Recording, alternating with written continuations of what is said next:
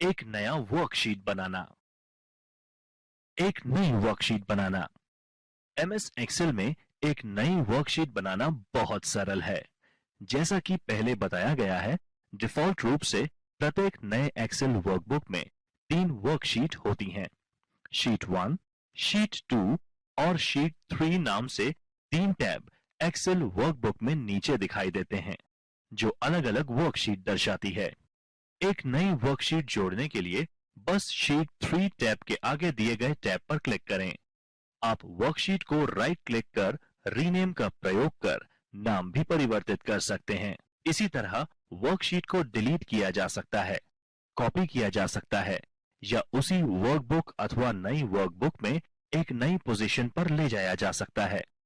2 या 2 से अधिक वर्कशीट को ग्रुप भी किया जा सकता है। अगर आप चाहते हैं कि एक वर्कशीट में किया गया परिवर्तन एक से अधिक वर्कशीट में रिफ्लेक्ट हो। वर्कशीट को ग्रुप करने के लिए पहली वर्कशीट का चयन करें, कंट्रोल की दबाए रखें और अन्य वर्कशीट का चयन करें जिन्हें ग्रुप किया जाना है और उसके बाद कंट्रोल को रिलीज करें। सॉर्टिंग और फिल्टरिंग। मूल रूप से सॉर्टिंग एक विशेष क्रम में अपने वर्कशीट के डेटा का आयोजन करना है।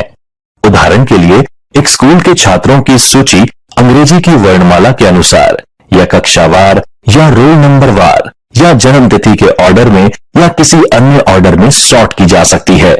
वर्णमाला के क्रम में सॉर्टिंग। एक सेल में कॉलम का चयन करें जिसे आप सॉर्ट करना चाहते हैं। इस उदाहरण में हमने एक कॉलम में एक सेल का चयन किया है। होम टैब पर एडिटिंग ग्रुप में सॉर्ट और फिल्टर कमांड पर क्लिक करें। ए से जेड का चयन करें। अब श्रेणी यानी कैटेगरी कॉलम में जानकारी वर्णमाला के क्रम में आयोजित हो जाएगी। छोटे से बड़े क्रम में सॉर्ट करने के लिए एक कॉलम में सेल का चयन करें जिसे आप सॉर्ट करना चाहते हैं। एक कॉलम जिसमें संख्या प्रविष्ट हो। होम टैब पर एडिटिंग ग्रुप में सॉर्ट और फिल्टर कमांड पर क्लिक करें। छोटे से बड़े यानी स्मॉलेस्ट टू लार्जेस्ट का चयन करें। अब जानकारी छोटी से बड़ी राशि के क्रम में आयोजित हो जाएगी। नोट: बड़े से छोटा करने के लिए रिवर्स संख्यात्मक क्रम भी कर सकते हैं। फिल्टरिंग। इसी तरह फिल्टर सुविधा को परिणाम के सटीक और आवश्यकता अनुसार ही सीमित डेटा प्रदर्शित करने के लिए इस्तेमाल किया जा सकता है। उदाहरण के लिए, अगर आप केवल उन रो अथवा पंक्तियों को जिसमें छात्र एक विषय में 70 से अधिक अंक हासिल किया है का डेटा प्रदर्शित या शामिल करना चाहते हैं, तो डेटा के मार्क्स कॉलम का उपयोग कर फिल्टर किए जा सकते हैं। फिल्टर करने के लिए वह डेटा सेलेक्ट करें जिसे आप फिल्टर करना चाहते हैं। डेटा टैब पर सॉर्ट एंड फिल्टर ग्रुप में फिल्टर पर क्लिक करें।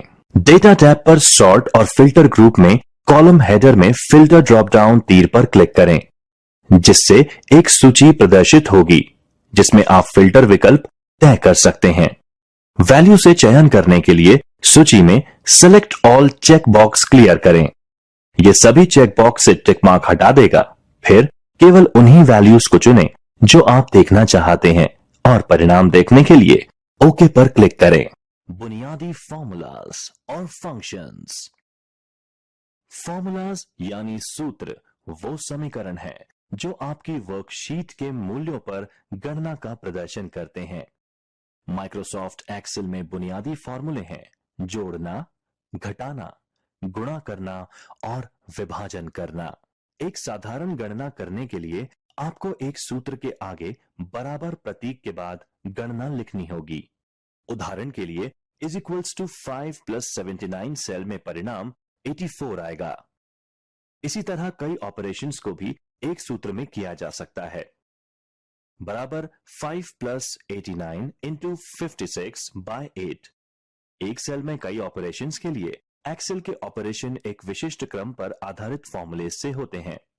इसमें सबसे पहले ब्रैकेट की गणना होती है और उसके बाद एक्सपोनेंशियल गणना और उसके बाद गुणा और भाग, जो भी सूत्र में पहले आता है, और अंत में जोड़ और बाकी, इनमें से जो भी पहले आता है।